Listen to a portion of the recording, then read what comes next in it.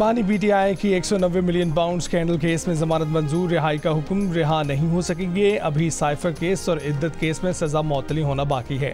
जमानत का फैसला इस्लामाबाद हाई कोर्ट के चीफ जस्टिस आमिर फारूक और जस्टिस तारिक महमूद जहांगीरी ने लिखा। फैसले के मुताबिक नैब के वकील ने इस बात के हक में कोई रिकॉर्ड नहीं दिया कि रिहा होकर बानी पीटीआई रिकॉर्ड टेम्परिंग या ट्रायल पर असरअंदाज होने की कोशिश कर सकते हैं। अब मुलजिम को मजीद कैद रखने से फ़ायदा नहीं होगा। अदालत ने कहा कि रेफरेंस से मुतल्लिक अदालती ऑब्जर्वेशन ज़बूरी नौयत की हैं, ट्रायल पर असरअंदाज नहीं होंगी। अदालत का बानी पीटीआई को 10 लाख रुपए की मचल के जमा कराने का हुक्म। नैब तरामीम पर वफाकी हुकूमत की इंट्रा कोर्ट अपील की समाअत आज सुप्रीम कोर्ट में होगी।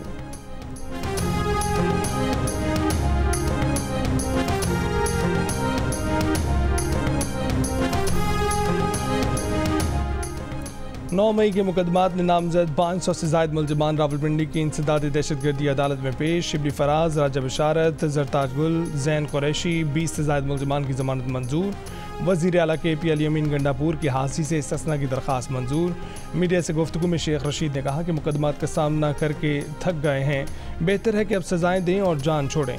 30 जून से पहले सियासत में बहुत बड़ा जूडो कराटे होगा। कल से लोड शेडिंग अगर ठीक ना हुई तो कल प्रेस में चीफ जाके ऑफिस जाके फिर मैं आपके ये सारे के सारे ग्रिड, मैं आपके सारे के सारा सिस्टम टेक ओवर करूंगा, अपने सूबे की हुकूमत को दूंगा। मेरे सूबे के लोग बैठेंगे और ये बटन आपके हाथ में आया हुआ सजा देने के लिए ऑन और ऑफ का, ये मेरे हाथ में आएगा। फिर मैं देखता हूं कि आप मुझे कैसे दे देंगे। खैबर पख्तूनख्वा के वज़ीर आला अली अमीन गंडापुर ने पेशावर इलेक्ट्रिक पर कब्जे करने की धमकी दे दी। कहा कि कल तक लोड शेडिंग कम न की तो ग्रिड स्टेशन पर कब्जा कर लूंगा। पेशावर इलेक्ट्रिक सप्लाई कंपनी की सरबराह को तड़ी लगाई कि खैबर पख्तूनख्वा में रहना है तो मेरे तरीके से चलना होगा। वीडियो बयान भी जारी कर दिया। कहा कि लोड शेडिंग कम ना हुई तो पेस्को पर कब्जा करके लोड शेडिंग शेड्यूल मैं खुद बनाऊंगा। ये वार्निंग नहीं, टाइम लाइन दे रहा हूँ। कहा कि मेरा सूबा सस्ती बिजली बनाकर महंगी खरीदता है।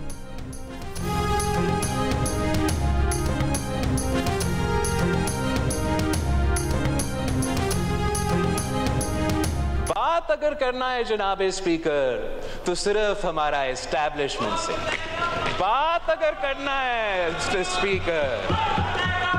पाँव किसी का पकड़ा हुआ है जनाब स्पीकर, तो उन्हीं का पाँव पकड़े हुए हैं। ना रूल ऑफ लॉ में दिलचस्पी रखते हैं जनाब स्पीकर, ना जमहूरियत में दिलचस्पी रखते हैं जनाब स्पीकर। अगर दिलचस्पी रखते हैं तो वो अपना जाती इश्यूज, अपना जाती लीगल केसेस, अपना जाती मसले के रोना धोना। बिलावल भुट्टो ने कहा है कि अली अमीन गंडापुर सेटिंग से वज़ीर आला बने। पीटीआई ने खैबर पख्तूनख्वा को जो तोहफा दिया वो बहुत बड़ा ड्रामेबाज है। पीटीआई समझती है कि ये वज़ीर आला उन्होंने बनाया है, असल में अली अमीन को वज़ीर आला किसी और ने बनाया है। अली अमीन गंडापुर की सेटिंग इतनी अच्छी है कि उन्होंने वज़ीर आला बनने के बाद सबसे पहले हमारे दोस्त मोहसिन नकवी से मुलाकात की। गंडापुर उन लोगों का अच्छा बच्चा है, सिर्फ खान को दिखाने के लिए हवाई फायरिंग करता है। बिलावल के पीटीआई पर भी निशाने। कहा कि पीटीआई बात की आइन की बालादस्ती, कानून की हुक्मरानी और हक़ीक़ी आज़ादी की करती है, लेकिन अगर उसे बात करना होती है तो कहते हैं कि हम इस्टेब्लिशमेंट और फौज से करेंगे। अपोजिशन इस्टेब्लिशमेंट के पाँव पकड़कर ज़बरदस्ती मदाखलत करा रही है। अगर अपोजिशन 9 मई की माफ़ी मांगने पर तैयार नहीं तो उनका रोना धोना जारी रहेगा। 9 मई को एहतजाज नहीं, फौजी क़यादत के खिलाफ बगावत थी जो नाकाम हुई। पीटीआई का लीडर एक रात जेल में गुजार कर इतना घबराया कि उसने फौजी तंसीबात पर हमला करा दिया। अब उनका लीडर रो रहा है कि मुझे बाहर निकालो। बिलावल की तकरीर के दौरान कौमी असम्बली में अपोजिशन की हंगामाराई, शोर शराबा।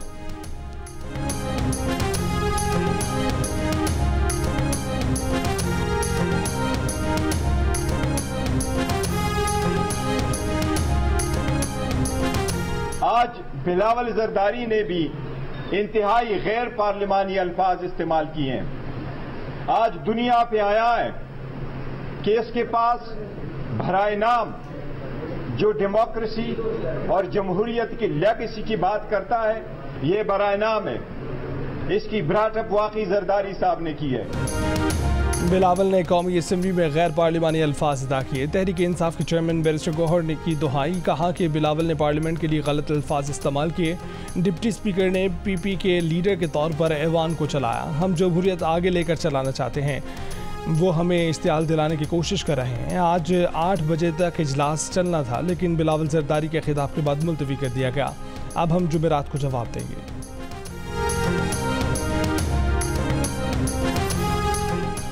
अली अमीन गंडापुर ने तो मुझे फ़ोन करके ताउन की यकीन दहानी कराई थी। उनके गैर जिम्मेदाराना बयानात से काम नहीं चलेगा, रियासत को सपोर्ट करना पड़ेगा। वफाकी वज़ीर तवानाई अवैस लगारी की जियो न्यूज़ के प्रोग्राम आज शाहज़ेब खानज़ादा के साथ में बातचीत। कहा कि अगले पूरे साल के लिए बिजली की कीमतों से IMF का कोई ताल्लुक नहीं है।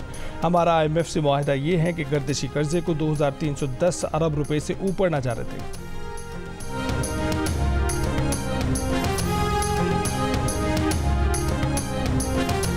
आलमी सतह पर एक वर्ल्ड वाइड जो इकोनॉमिक नेटवर्क है और उसके ऊपर जो जोश का एक बालादस्ती है, जब मैं देखूंगा कि मेरे मुल्क को भी उस नेटवर्क के अंदर डाला जा रहा है और यहाँ पर मैं सूद के खात्मे की बात करता हूँ और मैं मुकम्मल तौर पर आलमी सतह पर सूदी निज़ाम के अंदर जा रहा हूँ, उनकी मईशत के उसूलों के मुताबिक चलूँगा, तो इससे मेरा इख्तिलाफ होगा। अब इस इख्तिलाफ का उन्वान अगर ये है कि यहूदी एजेंट, तो इसको गाली क्यों कहा गया?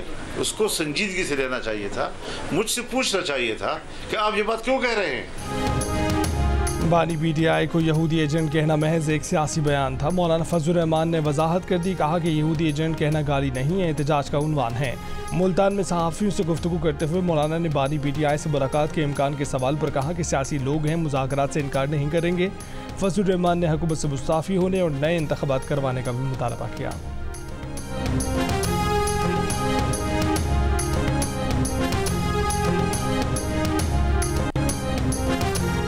गवर्नर सिंध कामरान टिसोरी ने कहा है कि जिसका दिल चाहता है इस्टेब्लिशमेंट और अफवाज पाकिस्तान पर इल्ज़ाम लगा देता है। आला अदलिया नोटिस ले और सुप्रीम जुडिशल काउंसिल देखे कि हाई कोर्ट के जज खत क्यों लिख रहे हैं। जिस तरह से आजकल फैसले आ रहे हैं, इससे कौम परेशान है। अदलिया ऐसे फैसले ना करे जिस पर 10 साल बाद उसे निदामत हो और फिर फैसला तब्दील करना पड़े। मरकजी कमेटी MKM ने कहा है कि दिफाई इदारों पर तनकीद और तबसरे करना मुल्की मुफाद में नहीं। इंसाफ की अदम फराहमी ने निज़ाम इंसाफ पर से कौम का एतमाद उठा दिया है। जजेस अपने फैसलों से पहचाने जाते हैं, इल्ज़ामात और बयानात के ज़रिए नहीं। सस्ती शोहरत के लिए मुल्की मुफाद को नुकसान नहीं पहुँचाना चाहिए।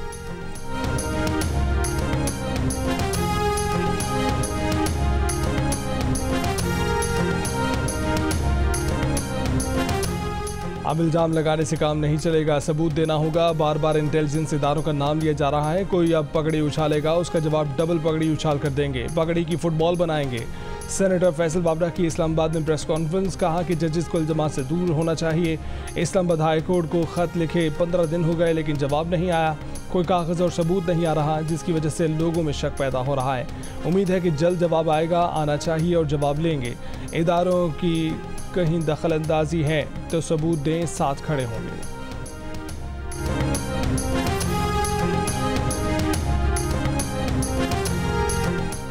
हुकूमत ने पेट्रोलियम मसनूआत की कीमतों में बड़ी कमी का ऐलान कर दिया। पेट्रोल की कीमत में 15 रुपये 39 पैसे फ़ी लीटर कमी कर दी गई। हाई स्पीड डीजल की कीमत में 7 रुपये 88 पैसे फ़ी लीटर कमी।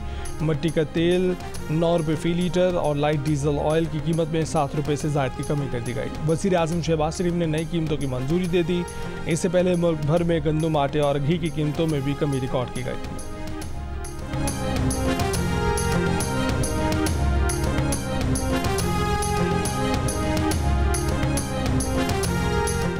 ताजिर दोस्त ऐप में रजिस्टर न होने वाले ताजरों पर 10,000 रुपये तक जुर्माना आयद किया जाएगा। नॉन फाइलर्स के बैंकों से कैश निकलवाने पर मजीद टैक्स लगेगा। आइंदा बजट के लिए FBR की तजावीज़। ज़राए का कहना है कि 1300 CC से ज़ायद की दरामदी गाड़ियों पर टैक्स और 850 CC से ज़ायद की तमाम नई गाड़ियों पर विद होल्डिंग टैक्स बढ़ाए जाने का इम्कान है। गैर ज़रूरी और लग्जरी आइटम्स पर ड्यूटी बढ़ाए जाने की भी तजवीज़ है।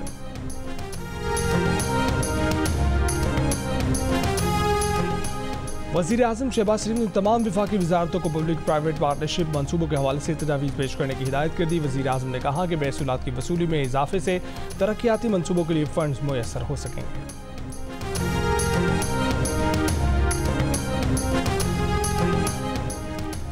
PTI ने इजाज़त न मिलने पर फैसलाबाद का जलसा मनसूख कर दिया। सुन्नी इत्तेहाद कौंसिल के सरबराह साहबजादा हामिद रजा ने कहा है कि उनकी प्रेस कॉन्फ्रेंस के मुंतज़मीन को गिरफ्तार कर लिया गया। महमूद अचकज़ई ने कहा कि नवाज शरीफ और सब जमातों के सरबराहान इक़्तिदार छोड़ दें। असद कैसर बोले कि किसानों के लिए कौमी असम्बली के सामने एहतजाज करेंगे। लतीफ़ खोसा ने कहा कि बानी पीटीआई पर 190 मिलियन पाउंड केस में कोई जुर्म साबित नहीं हुआ, अनकरीब साइबर केस भी उड़ने वाला है। सेनेटर राजा नासिर अब्बास ने कहा कि फॉर्म 47 के तहत बैठे लोग नाजायज़ तनख्वाह ले रहे हैं।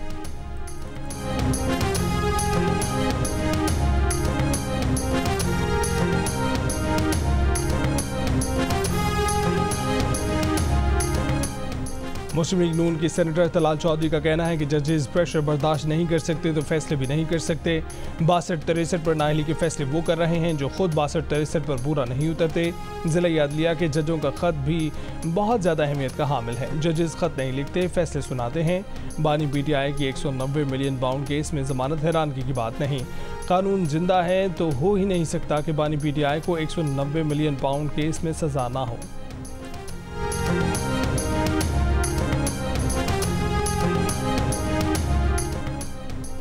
मुल्क में कोई एक सरकार भी ठीक नहीं चल रही। लगता है कि हम किसी दुश्मन मुल्क में बैठे हुए हैं। सरकारी यूनिवर्सिटियों में मुस्तकिल वाइस चांसलर की तैनातियों के केस में चीफ जस्टिस काजी फायज़ ईसा के रिमार्क, कहा कि मुनज़्ज़म तरीके से पाकिस्तान का मुस्तकबिल तबाह किया जा रहा है। सब कुछ आहिस्ता आहिस्ता ज़मीन बोस हो रहा है। कुछ लोग स्कूलों को तबाह करके कह रहे हैं कि हम इस्लाम की खिदमत कर रहे हैं। स्कूलों को तबाह करने वाले लोगों से हुकूमतें फिर मुज़ाकरात भी करती हैं। चीफ जस्टिस का कहना था कि तालीम के मामले पर टीवी चैनल में कोई प्रोग्राम नहीं होते। अगर गालम गलोच के आदाद शुमार जारी हों तो पाकिस्तान पहली पोजीशन पर आएगा। जिस तरह PIA में तबाही हुई उसी तरह यूनिवर्सिटियों में भी हो रही है। बदकिस्मती से हर गलत काम ब्यूरोक्रेसी की मिली भगत से ही होते हैं। सिर्फ तालीम का शोबा ठीक कर दें, पूरा मुल्क ठीक हो जाएगा।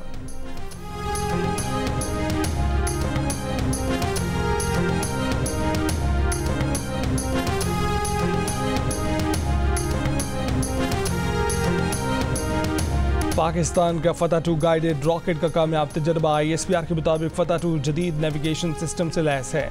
400 किलोमीटर तक मार कर सकता है। किसी भी मिसाइल डिफेंस सिस्टम को मात देने की सलाहियत रखता है। रॉकेट सिस्टम पाकिस्तानी फौज के रिवायती खतरनाक हथियारों को नुमाया तौर पर अपग्रेड करेगा। शानदार कामयाबी पर सदर वजीर आज़म, आर्मी चीफ और chairman joint chiefs of staff committee की मुबारकबाद।